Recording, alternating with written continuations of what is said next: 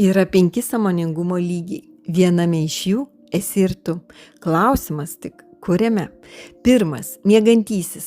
Gyvenimas tiesiog vyksta. Tu nuolat reaguoji, bet retai sąmoningai renkiesi. 2. Ieškotojas. Jauti, kad gyvenime turi būti kažkas daugiau. Pradedi ieškoti atsakymų. 3. Stebėtojas. Pirmą kartą pradedi stebėti ne pasaulį, o save.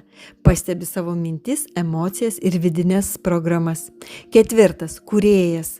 Supranti, kad tavo pasirinkimai kuria tavo realybę. Nebelauki, kol gyvenimas pasikeis.